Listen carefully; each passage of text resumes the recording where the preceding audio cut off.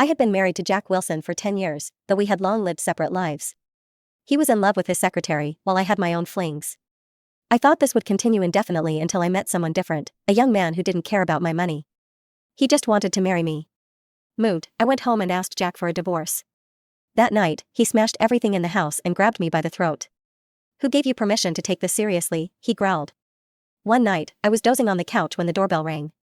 Jack stumbled in, reeking of alcohol, supported by his young secretary. She looked at me with disdain. "Mr. Wilson had too much to drink," she said sweetly. "Rachel, why don't you make some hangover soup? But don't add longan. He doesn't like that." Her territorial act was pathetic. I took Jack from her arms, thanked her coldly, and offered to call her a cab. She fell silent, and I closed the door. Jack, still pretending to be drunk, mumbled, "Thanks. She's been clingy lately, always talking about marriage." I thought I'd cool her off. Unlike his usual flings, Olivia had lasted 2 years. He truly cared for her. Still, I replied flatly, "Jack, let's get a divorce." He scoffed, "Didn't we agree to live our own lives?" I pulled out the divorce papers. "I've met someone," I said. He flipped through the agreement, his smirk fading. 17 properties. "I'll take 8. You take 9. You can buy me out of the company at market price," I explained. He sat up, shocked. "You're serious?" I nodded. Years ago, I had cried and screamed for change. This time, I was done. He still thought it was about Olivia. "Rachel, what do you want this time?" "Olivia won't affect your status." "It's not about her," I said. "The guy I've been seeing wants to marry me, and I said yes." Jack's face darkened. "That kid who dropped you off? You're serious about him?" I nodded. I remembered Ethan's proposal at the beach. The ring was modest, bought with money from his part-time job. "Divorce him and marry me," he said. His sincerity moved me. I had wasted 9 years on Jack. How many more would I throw away? Back home, regret crept in. Dividing our assets would be messy. That's why we had lived like strangers, avoiding divorce. But Ethan's love sparked something in me. Maybe it was time to start over. "Kids these days," I told Jack with a smile. "If I don't say yes, he'll be upset. You understand, right? Isn't Olivia the same?" Jack looked grim. "Rachel, you're really serious about this?" "Yes," I said. "Ethan is different." Jack sneered, "What can a kid like him give you? Can he afford even one of your coats?" He wasn't wrong. Jack had always been generous. But as I touched the modest diamond ring, I realized I didn't care about luxury anymore. Jack saw the ring, too. He had once bought me a $7 million diamond I never wore. After he stopped wearing his, I threw mine away. My finger had been bare until now. "Let's get divorced," I said again. Jack lunged, knocking over the table. He grabbed my throat, his voice cold. "Who gave you permission to be serious?" I shoved him off. "What the hell is wrong with you?" He picked up the agreement, furious. "You'd give up all this for him?" "Yes," I said calmly. Half our assets were more than enough. I didn't want to be trapped anymore. Even without Ethan, I was done with Jack. Jack crushed the divorce papers in his hand, his face dark with rage. Then, suddenly composed, he tore them up and tossed the pieces aside. "If you want a divorce," he said, "keep dreaming." He stormed out, probably to find Olivia. I lay back on the couch, covering my eyes. A message came from Ethan. "Did you talk to him about the divorce? Did he give you a hard time?" I didn't reply. I didn't know how to respond. I suddenly felt very tired. How did we end up like this? In the beginning, Jack and I had been so deeply in love. Back then, he had no money. After work, we'd be starving, but we'd scrape together enough to buy one order of cold noodles to share. He'd swallow hard and push it toward me. "You eat it." I refused, and we kept pushing it back and forth. In the end, we each started from one end, slowly eating toward the middle. He stuffed the last bit of topping into my mouth. When we got married, he was as excited as Ethan is now. Back then, he didn't even have as much money as Ethan. The diamond was so tiny, like the ring Tom gave to the goddess. You needed a magnifying glass to see the stone. He held me close. The young man's body temperature was so high, I broke out in a sweat. He said, "Rachel, I'll be good to you for the rest of my life." Of course, I believed him. We were so in love then, we thought growing old together was the most natural thing in the world. It was only later that I realized the human heart is the most fickle thing of all. In that moment, Jack probably truly meant to be good to me for life. Later, he also truly wanted to be good to others. In our 3rd year of marriage, he came home smelling of Chanel No. 5 perfume that hadn't yet faded. Tears immediately fell from my eyes as I demanded to know what was going on. He held me and swore up and down that he had just been entertaining clients at a karaoke bar, that the scent had rubbed off. He absolutely hadn't been unfaithful to me. I believed him. Then it happened a second time, a third time. He slowly lost patience and stopped trying to placate me. He just irritably pushed me away. Men have to socialize for work. What can I do? Can you stop being so unreasonable? Later, he got together with Olivia. She was a girl who looked a bit like me, but much younger, fresh out of college, full of youthful energy. He had made an exception to hire her. Jack started staying out night after night. I knew he was tired of me. With such a young, vibrant body available, why would he come back to sleep next to me? My heart slowly burned to ashes night after agonizing night, so when he said to me, "Rachel, I think we should try an open relationship. You can go out and find whoever you want. I won't interfere, and you don't interfere with me. Of course, I won't let anyone outside threaten your position. How about it?" I looked at Jack. The man before me didn't have even a trace of the boy I once knew. That boy who would squat with me at the subway entrance to share a roll of cold noodles was just my imagination. I suppose the years hadn't killed him. They had simply revealed his true nature, a nature I had never seen clearly before. After a long while, I closed my eyes. Okay. Meeting Ethan was an accident. At the time, I was trying to get revenge on Jack by using his money to hire male models every night. That day, I was drunk out of my mind. The manager had sent over 5 batches of models, but I hadn't liked any of them. Irritated, I stumbled to the bathroom. I happened to bump into Ethan. He had just finished playing basketball and come to sing karaoke. He was still in his jersey, sweat-dampened bangs pushed back to reveal the sharp angles of his youthful brow. I was instantly mesmerized. I grabbed him and complained to the manager, "You've been hiding the good stuff. This is exactly what I want." I was truly drunk that night. Most of what happened after is a blur. I just remember pestering Ethan, demanding to know how much it would cost to take him home with me. I didn't wake up until the next afternoon. I saw an unfamiliar Snapchat avatar on my phone with a red dot. I opened it to see, "Are you awake?" Later, I found out that in my drunken state, I had insisted on giving Ethan money to take him home. I pulled out $50,000 in cash from my purse. "Is this enough?" He kept trying to return the money to me. I had no choice but to meet him in person to apologize profusely. "I'm so sorry. I was really drunk last night. I'm not usually like that." Ethan's face was red. He looked like a blushing bride who had been taken advantage of, trying to act calm, but still stammering. It's fine." I was racking my brain trying to figure out how to apologize when I noticed the school emblem on his jacket. He was a student at my alma mater. When I asked, it turned out he was a senior, and his thesis advisor was actually my college classmate. That classmate of mine could never string 3 sentences together coherently. So after that, Ethan would just send his thesis questions directly to me. We got to know each other that way. Falling for someone like Ethan is a very easy thing. He's good-looking in that purely masculine way of youth, with handsome features, radiating an energy untainted by any darkness. His eyes sparkle when he smiles. He's the kind of silly college boy who would invite me to meet at a boxing gym so he could show off his skills.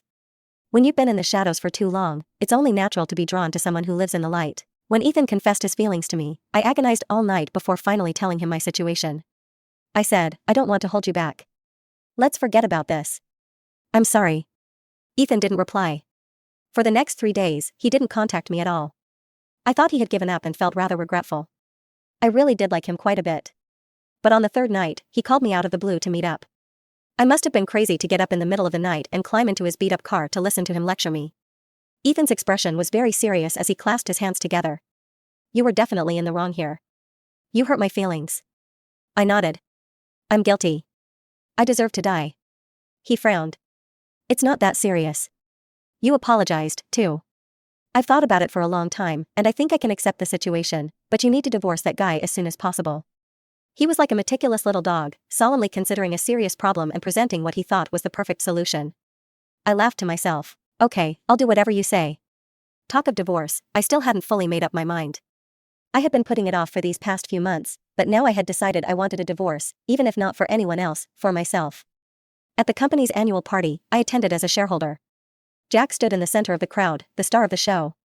Beside him, Olivia clung to his arm with a demure smile, putting on airs like the official wife. A manager glanced at me awkwardly before lowering his head, not daring to speak. My face remained expressionless. In the past, Jack would always bring me to these events because we had agreed, play around all you want, but don't cross the line. This time, he brought Olivia, probably as payback for me asking for a divorce. He was trying to provoke me. Too bad I didn't care. I held 22% of the company's shares, the largest shareholder after Jack. I didn't need a man to affirm my status. Olivia spotted me and walked over with a smile. "Rachel, how could Mr. Wilson let you come alone? Isn't he worried about you traveling alone so late at night?" "Really now?" Those were the words I had said to her last time. I didn't expect her to remember. She certainly held a grudge. I took a glass of champagne from a waiter. The company driver brought me in the Rolls-Royce. I'll be fine. No need for Miss Taylor to worry. Olivia's face changed in an instant, turning red, then pale, like she'd been rubbed all over a paint palette. I was about to leave when she suddenly grabbed me.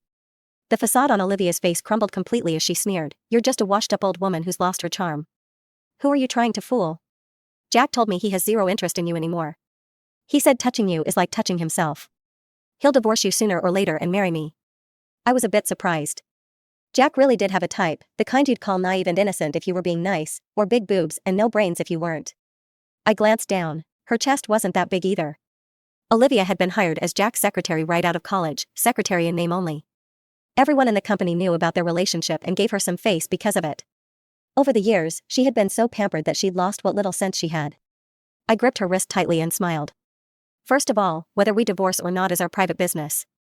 It's not your place to comment. Secondly, you seem to have forgotten that I'm still a board member and shareholder. I can fire you anytime I want." "Fire me?" Olivia's eyes and brows oozed disdain as she knocked over my champagne glass. The liquid splashed on her, and she staggered back with an exaggerated cry. "Ah." Jack's gaze turned in our direction, and he strode over with a frown. "What's going on?" Olivia leaned against him, tears instantly welling up in her eyes. "Rachel, I don't know what I did to upset you. I'm so sorry. Please forgive me. I'm begging you. I really don't know what I did wrong." Olivia's tears fell on cue as she stood there in her dirty white dress, looking utterly pitiful. This little scene had attracted everyone's attention. People were whispering and pointing, their eyes gleaming with gossip. I had underestimated her. I didn't expect Olivia to be capable of causing such a commotion. I had only meant to scare her earlier, but now that she had backed me into a corner, I was actually getting angry. "What exactly is going on here, Rachel? Olivia is young and doesn't know any better." "Don't hold it against her," Jack said, taking off his jacket and draping it over her shoulders. My face darkened. "She certainly doesn't know any better. Olivia, you spilled that drink on yourself. It had nothing to do with me. I'd like to know what you think this company is, the set of some palace drama? Did water get into your brain?" Everyone here was a seasoned professional. They could all see through her little act. The smiles on people's faces were tinged with mockery. They clearly thought she was an idiot. Even Jack's expression had soured somewhat, but he still shielded her behind him and said quietly, "Rachel, let's just drop it this time." Even after all these years of disappointment, in this moment, I still felt a pang in my heart. I suppose the old wounds cut so deep that, even though they've healed, that spot still aches and refuses to settle. He really did care for Olivia, I thought. The Jack who once told me he hated stupid people was now protecting an idiot like this. I suddenly spoke up. "Jack, if you fire her, I won't bring up divorce again." As soon as the words left my mouth, I couldn't help but curse myself for being so stupid. After all this time, even though I no longer loved him, I still couldn't let it go. I couldn't stand being outdone like this. Jack cared so much about the company, about dividing our assets. So, if you added me into the equation, could I outweigh her in his heart? The banquet hall fell into tense silence as everyone waited for Jack's response. Jack and I seemed locked in a silent battle of wills, staring each other down, waiting to see who would give in first. After a long while, he lifted his chin slightly. His voice was as cool and steady as ever. "I'm sorry, Rachel," he said. "She stays." Everyone's eyes turned to me. I lowered my head, a bitter smile tugging at my lips that no one could see. What was I still hoping for? I should have known the answer long ago. "All right," I said. Olivia flashed me a smug smile. I caught her from the corner of my eye but said nothing, turning to leave. Jack seemed about to say something, but in the end, he stayed silent. I walked out of the banquet hall. The night breeze carried a refreshing coolness that dispersed the gloom in my heart. I was about to start walking when a small car by the road suddenly lit up and honked twice at me. I froze. Ethan poked his head out the window, his face full of smiles. "You're out so early. I thought it would be much later." I was shocked. "What are you doing here?" I looked up when Jack's party was. "I was worried you might drink too much with no one to take you home," Ethan said quietly. "Your husband's mistress is probably in there too, right?" I couldn't help but laugh. "Yeah, we just had an epic battle. The enemy forces were too strong. I had to make a strategic retreat." But Ethan didn't joke back. He carefully studied my expression and beckoned to me. "Want to go watch the sunrise?" I must be getting old. I really can't figure out what goes on in young men's heads these days. Sitting in the bumpy little car as we drove up the mountain road, I was still in a daze.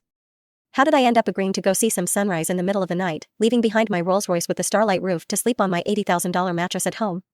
I was bouncing around in the second-hand car, following Ethan up a mountain. The mountaintop was pitch black. He carefully took my hand and helped me sit on a large rock.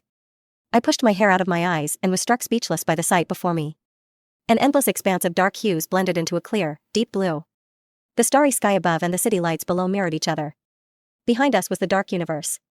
For a moment, I couldn't tell which lights were in the sky and which were on the ground. The summer night breeze carried the scent of grass and trees. Ethan hugged me from behind. It's beautiful, isn't it? I used to come here whenever I felt down. I was quiet for a moment. How did you know I was upset? He rested his chin in the crook of my neck. Your eyes were crying. I fell silent. All told, Ethan and I had only been together for 6 months. And Jack? I thought for a bit and realized I had lost count. High school, college, after graduation, over a decade. In the early years, I still kept track. But now, I couldn't be bothered to count anymore. Someone I'd known for half a year could tell I was hurting. Could Jack really not see it? Of course, he knew. He just didn't care. I finally understood something that had been puzzling me. I couldn't comprehend how Jack could so easily cast me aside and fall for someone else after we had been together for so many years. It had nothing to do with time. It was only about love. I turned my head and realized Ethan had been watching me the whole time. There were countless stars here and the lights of thousands of homes, but his eyes reflected only me. Rachel, he said. He never called me miss or ma'am, always using my first name directly. Don't be sad. You're better than anyone. Him not loving you is his loss, not yours. Perhaps it was the wind blowing into my eyes, but suddenly my vision blurred. I said nothing, leaning in to kiss him instead. Ethan was startled for a moment before taking control. The young man's kiss was unrestrained fire, a single spark that could set the prairie ablaze. I felt my reason evaporate and burn away along with his kiss. Rachel Wilson, don't celebrate too soon. Jack will definitely bring me back. Just you wait and see, Olivia said. I quickly walked over to her side and said with a light laugh, you're overthinking things. I'm not the one who fired you this time. Jack is the one who wanted you gone. As soon as I mentioned divorce, he got so scared he couldn't wait to get rid of you before I even brought up the issue. Impossible, Olivia's face went white. She gritted her teeth. You're lying. Jack would never do that to me. Believe what you want, I shrugged and turned to leave. Behind me, Olivia cried and shouted, it's not possible. Rachel Wilson, go to hell. You're lying to me, right? Jack wouldn't do this to me. He said he loved me. He said, I smirked with my back to her. Love. He had said it to me countless times. And yet here we were. Only now did I truly see clearly. Me, Olivia, all of Jack's other women, he had never loved any of us. The only thing he loved was the endless pursuit of novelty. When I got off work, Jack's car was already waiting by the curb. I thought for a moment, then got in. I fired her, he said. In the stifling silence, he spoke first. I sighed. I'm surprised you were willing to. I thought you really liked her. Jack's lips twisted. I wouldn't say I liked her that much. She was just a little plaything I kept around. Then why did you always protect her before when I made such a fuss? As soon as I asked, I understood. Jack protected her not because he cared for her so much, but because he felt my protests posed no real threat. So what if I made a scene? At most, I'd cry at home like an abandoned wife for a few days. It's not like I would actually leave him. But now that he realized I truly might divorce him, he was finally scared. Jack lit a cigarette. Smoke filled the small space of the car. He leaned back in his seat, his eyes unreadable through the haze. Rachel, we've been through thick and thin together all these years. There's no need for things to end like this. No matter how many women I fool around with outside, they can never replace you. We mean something different to each other, don't we? Jack Wilson, you're truly shameless, I said calmly. What else can I say? He exhaled a plume of smoke, the corner of his eye crinkling in a mocking smile, as if sneering at my naivety. All men are like this, Rachel. At first, I really did want to be faithful to you, but later I realized I couldn't refuse. Those women would throw themselves at me. I could say no once, twice, but what about the 10th time? The 100th time? He glanced at me, light glinting off his wire-rimmed glasses. You think being with that kid means he won't be the same? Rachel, I'm a man. I understand men best. In the end, we're all the same. I leaned back in my seat and said softly, no, Jack Wilson, don't compare yourself to him. You're not worthy. Jack was stunned for a moment. Then his fingers clenched, snapping the cigarette. What did you say? I looked at him expressionlessly. Humans and animals are different. What makes us human is the ability to control our behavior. If you're like a dog in heat, humping everything in sight, how are you any different from an animal? I'm looking for a normal person who can be faithful in marriage, not an animal. This time, Jack was silent for a long while. It wasn't until the orange cigarette but burned his hand that he seemed to come back to himself. What if I said I won't look for other women anymore? He kept his head down, not looking at me. Rachel, we've been together for so many years. I admit it. I really can't live without you. I'll try to change. Give us another chance, okay? It was strange hearing these words from Jack's mouth. In the past, he would only tirelessly brainwash me. All men are like this. Men have to socialize for work. It's just playing the game. They won't affect your position. Why are you making such a big deal out of it? He was so certain I wouldn't leave that he never needed to consider my feelings. His words would keep me tossing and turning at night, masochistically cutting myself to shreds. Now he was actually telling me he would be faithful from now on. I believed Jack was sincere in this moment. He was a man who disdained lying. Sometimes I even wished he would lie to me instead of making me face such a pathetic reality. A message came in. I opened it. It was from Ethan. I have my graduation party tomorrow. Everyone else is bringing a +1. Do I get to bring someone? I couldn't help but smile. Ethan was always trying to find ways to make our relationship public, especially after that night. He could barely contain himself, wanting to be glued to my side 24 hours a day. Such a handsome, outstanding young man must have countless young women vying for his attention. It really made me like him more and more. I opened the car door and gave Jack a smile. No thanks, I've already found the person I want to be with. In the Rolls-Royce, a pane of glass separated Jack and me. He sat amidst the lingering smoke, his expression dark and unreadable. He seemed to say something, but it was too far away. I couldn't hear him. I moved out of the house. In the past, Jack often wouldn't come home. I had slowly gotten used to being alone. But recently, he seemed like a changed man, coming home on time every day like he was clocking in for work. He would roll up his sleeves and start cooking as soon as he got home. At night, he'd grab a pillow and insist on sleeping with me, scaring me into locking my bedroom door. Every morning, I would see the ashtray overflowing with cigarette butts. Jack was a very self-disciplined person. He smoked in moderation. It was rare to see him indulge like this. He started reminiscing about the old days, talking about when we were poor and shared one order of cold noodles, about how I would get off work late and miss the last bus but was too frugal to take a cab. So, he would pick me up every day on a shared bike, and I would hold on to him and chatter about my day as we rode home. We didn't have much back then, but we were really happy. Jack's expression turned nostalgic, but I just found it tedious. In the past few years, I had already replayed these memories countless times in my mind. I had also repeated them to him countless times. Hearing them again now just felt pointless. He seemed to truly want to reconcile. He handed off all his work to his assistant and stayed home with me every day. I couldn't stand it anymore, so I packed my bags and left. The day I left, Jack didn't try to stop me. He just looked a bit sad. As I was about to get in the elevator, he finally spoke. Rachel, I won't stop you from seeing him. You can play around with him. I don't mind. But let's not get divorced, okay? I'll go through all the pain you've suffered. Would that make you feel it's fair? It was clearly very difficult and humiliating for him to say those words. For Jack, this was truly an unimaginable concession. I'm afraid that won't work, I said. I turned back to him. He's in a hurry to marry me. Jack finally agreed to the divorce on the condition that he could meet Ethan face to face. The three of us got in a car together. Ethan sat in the front passenger seat, Jack in the back. His expression was unpleasant, but he didn't say anything. Just as I was about to start driving, a red SUV suddenly came barreling toward us from the side. I recognized it immediately as Olivia's car. Jack had bought it for her. We had a huge fight over it at the time. This was a small road. There was nowhere for me to swerve. Through the windshield, I could vaguely see Olivia's twisted face as she screamed, "Die." In that split second, Jack suddenly lunged forward from the back seat as if trying to shield me. Ethan was held back by his seatbelt and couldn't move. But my instinctive first reaction was to throw myself over Ethan. Boom! Olivia floored the gas pedal. The two cars collided violently. In the final moment before impact, I felt someone's hand protecting my head. Then I lost consciousness. When I woke up, I saw a white ceiling. I belatedly noticed the smell of disinfectant in the air. You're awake? A nurse glanced at me as she skillfully changed my drip. Do you remember being in a car accident? You're fine, though. Your husband and brother both protected you. You just have some scrapes. Let me know if you feel nauseous or dizzy. We need to check for concussion. I suddenly panicked. Where's Ethan? The young guy in the tracksuit? Oh, your brother was injured a bit more seriously, the nurse said as she took my temperature. He used his upper body to protect your head. 2 of his fingers are broken, and he hit his head, but it's not too bad. He doesn't play piano, does he? I shook my head slightly, biting my lip. What about the other one? I remembered that just before the crash, Jack had lunged forward, trying to shield me. My feelings were complicated. I didn't understand why Jack would do that. He was the one who didn't care about me. He was the one who had hurt me. Yet, in the end, he was willing to risk his life to protect me. Why did he do it?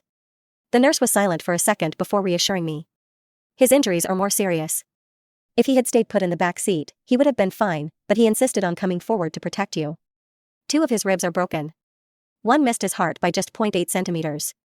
He's still in the ICU, but don't worry too much. They managed to save him. I lowered my eyes. I didn't understand why Jack would do this. I realized I had never truly seen this man clearly. Jack woke up 3 days later. Fortunately, his physical condition had always been good. After a few days of recovery, he was moved to a regular ward. Ethan didn't come in with me. He told me at the door, "I'll wait out here. You two probably have a lot to talk about." I nodded and pushed open the door. In just a few short days, Jack looked like a different person. He had been surviving on glucose and nutrient IVs. He had lost a lot of weight, his unshaven face gaunt in the hospital gown. He looked almost frail. I sat down nearby. Neither of us spoke. After a few minutes, I broke the silence. "Why did you try to save me?" Olivia had been aiming for me. The police said she had been staking out the place for 3 days. It was attempted murder. If Jack hadn't shielded me, I likely would have been seriously injured. But he had been in the back seat. He should have been fine. Jack smiled faintly. There's no deep reason. In that moment, I didn't even think. We lapsed into silence again. After a long while, he looked out the window. "I guess you matter more to me than I realized. Rachel, all these years, I thought I didn't love you anymore.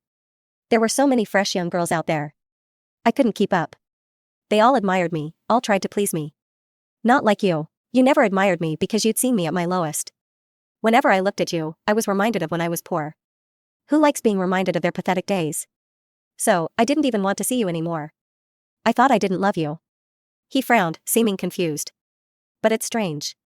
When that car was coming at us, all I could think was that I couldn't let anything happen to you. I don't understand myself anymore." I didn't understand either. I suppose the human heart is just that complex, impossible to fully comprehend, even for oneself. I fidgeted with my hands, not knowing what to say. Jack gave a pained smile. "I really thought you would love me forever. Back then, when I was with other women and you were so hurt, I thought you would always wait for me. During the crash, you protected Ethan, didn't you? Rachel, you're such a fool. When you like someone, you want to give them everything. Don't you know how much that costs you?" I lowered my head. I had once thought Jack didn't love me anymore, but during the crash, he chose to risk his life to protect me. I had also once thought I would love Jack forever, but in that moment, I chose someone else. How ironic. "Rachel," Jack called my name. I looked up. "Yes?" He gave me a smile more painful than tears. "Let's get divorced. I'm letting you go now. Get lost." But I hesitated. "Your injuries haven't healed yet. We should wait a bit." Jack forced a smile. "What are you thinking, Rachel? You think I can't live without you? I'm Jack Wilson, young, rich, handsome, a true diamond bachelor. There are girls lining up to snag me. I'm not going to hang myself over a fickle woman like you. Hurry up and divorce me so I can go find a young, pretty girl." This man, refusing to admit defeat even now. I gave a bitter laugh and stood up. "All right." Just before I walked out of the room, Jack called out, "Rachel." I turned back. His eyes were rimmed with red. I don't know if it was my imagination, but Jack looked like he was about to cry. "What is it?" He stared at me for a long time before sneering. "It's nothing. Just get far away with that boy toy of yours. Don't let me see you again. It's an eyesore."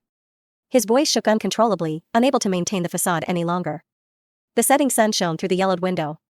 The light fell on Jack, half his face hidden in shadow. He looked like a lost traveler abandoned by his companion, hoping they would turn back, but unable to say the words. I suddenly remembered how he looked when we first met.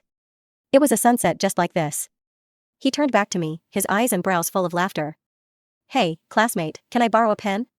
In the blink of an eye, over a decade had passed. We had walked through the years, both worn down beyond recognition by the sands of time. I had nothing left to say. I could only leave him with a final word. "Okay."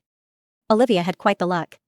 She didn't die, but her spine was fractured. She would likely be bedridden for the rest of her life. I went to see her. She seemed to hate me even more, hurling abuse at me like a madwoman. It was so vile, I don't even want to repeat it. I just gave her one look and left. Before leaving, I made sure to show off my Hermes handbag, the one she had begged Jack to buy her, but he could never remember to get. She was so furious her eyes nearly popped out of her head, but she couldn't move a muscle, only able to watch as I sauntered away. I don't know if she'll ever recover. Even if she does, what awaits her is the punishment of the law. Ethan and I got married a year after my divorce from Jack was finalized. Jack didn't come, but he sent a big red envelope of cash. He couldn't resist calling me to make a snarky comment. "That engagement ring is so shabby." Even the little accent diamonds on the ring I bought you weren't that pathetic. Only then did I realize he must have secretly come to look, even if he didn't show his face to me. We hadn't spoken in a long time and didn't know what to say.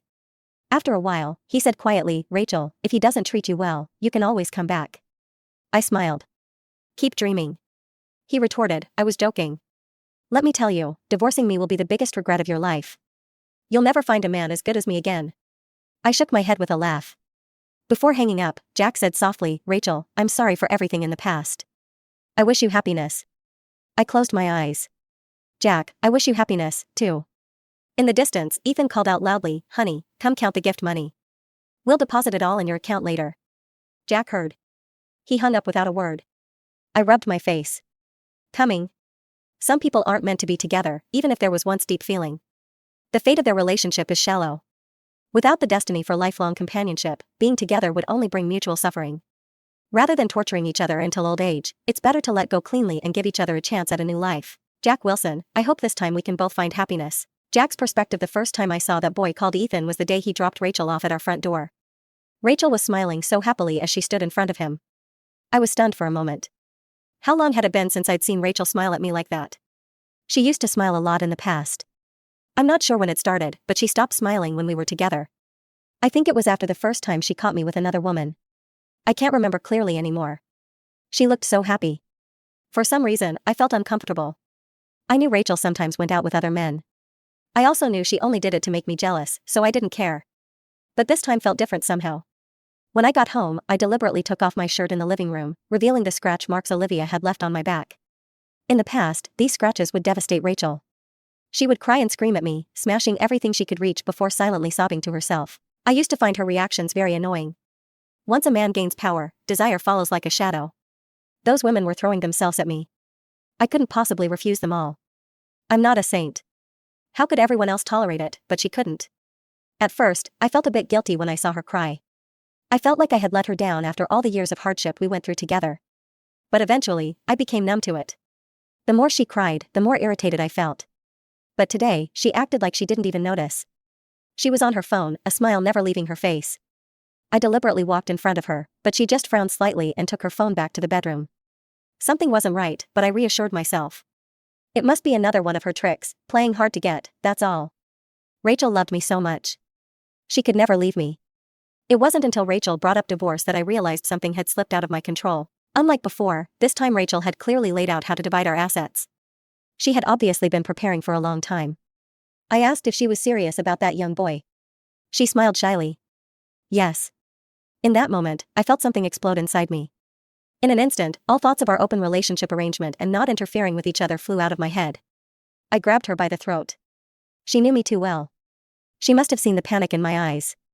I gritted my teeth and threatened her, "If you want a divorce, keep dreaming." How could Rachel possibly divorce me? How could we possibly get divorced? How could she possibly want to leave me? The thought of her falling in love with someone else suddenly made my chest hurt terribly, like I had been stabbed without warning. I opened my mouth but found I couldn't breathe. Strangely, in that moment, what I thought was, so, this is what heartache feels like. No wonder she would cry. I wanted to reason with Rachel. She wasn't stupid. She should know that staying with me was the best choice. I admit I went too far before. I would restrain myself in the future. I had prepared many arguments, but the moment I saw the hickey on her neck, I forgot everything. In that instant, I wanted to smash everything in sight. I wanted to demand what the hell she thought she was doing. I even wanted to find a knife and stab her, then stab myself. How could she betray me? How could she possibly betray me? Just a few months ago, she was still crying herself to sleep because I didn't come home at night. In such a short time, she had fallen for someone else. But she just sneered and asked, "What? You don't recognize these when they're on someone else?" In that moment, I was suddenly speechless. She was right. I was the one who first suggested we not interfere with each other. I was also the one who cheated first. What right did I have to blame her? Isn't this exactly what I wanted? All those young, vibrant bodies came and went in my arms. I was addicted to that fresh feeling. The girls would look at me with adoration, telling me how amazing I was. They had never seen me at my lowest. Rather than liking them, it was more that I liked the version of myself I saw reflected in their eyes, perfect, powerful, not like how Rachel saw me. I knew she had suffered with me for so long. I shouldn't treat her this way. But every time I was with her, a voice in my head would remind me of my past. After our fights, she would bring up the old days, trying to make me change my ways. She didn't know that was what I hated hearing most. I had made it. I was successful now. I wanted to sever all ties to my failures in the past, including her. I didn't sleep all night. Every time I closed my eyes, I saw the hickey on Rachel's neck. I couldn't stop imagining her lost in passion, her embracing that man, her being intimate with someone else. Each image was like a knife slicing away pieces of my heart. But I couldn't control myself. As dawn was breaking, I wiped my eyes. They were cold and damp. Oh, I had cried. I couldn't help but laugh out loud, laughing harder and harder. Was this karma? The tears I had made Rachel shed were now flowing from my own eyes. Only now did I understand how important she was to me. She had become part of my flesh and blood. Moving even slightly was excruciatingly painful, but in the past, she had never left, so I never knew. Rachel seemed determined to get divorced. I pretended to agree, saying I wanted to meet that guy. I wanted her to see the difference between us. What could that poor student give her? I wanted to take a gamble that she would change her mind. We had been together for so many years, our lives completely entangled. Truly separating would mean cutting away countless pieces of ourselves. She would come to her senses. I never expected Olivia to come crashing toward us in her car. She was just something I played with when I was bored. I didn't particularly like her. She just happened to look a bit like Rachel. I enjoyed seeing that adoring, worshipful look in eyes that resembled Rachel's. I didn't want to be entangled with her anymore. I didn't expect her to be so extreme. In that moment, my body lunged forward before I could even think. All I could see was Rachel. Before darkness fell, two fleeting thoughts crossed my mind: she's okay. That's good, and in the end, she still chose that man. During those 3 days I was unconscious, I kept dreaming. I dreamed of the first half of my life and Rachel, from her innocent look in her school uniform to her crouching with me at the subway entrance sharing a cold noodle roll to her happy face on our wedding day. Finally, I saw her collapsed amidst the wreckage of our home, crying that she hated me. I really did make her suffer terribly, I thought. She used to be such a cheerful person. What have I done? I suddenly felt immense pain and struggled to open my eyes. When I saw Rachel again, I agreed to the divorce. Saying those words hurt more than I had imagined. For a moment, I felt like I could barely hold myself together. I didn't want to say much to her. I put on a smile and tried to sound casual. Whatever. Go run off with your boy toy. Just don't let me see you again. It's an eyesore. She looked at me for a long time before finally smiling. Okay. I wanted to call out to her not to go. Rachel, don't leave me. I can give you anything you want. Please don't go. I hoped she would look back at me one last time, but she never turned back. I finally understood. She truly didn't love me anymore. If this is the happiness you want, then it's all right. You can walk away whole and complete. Let all the pain and entanglement stay with me because this is my punishment. I suddenly realized this was her revenge on me. I will spend the rest of my life trapped in the memories she left me, drowning in regret.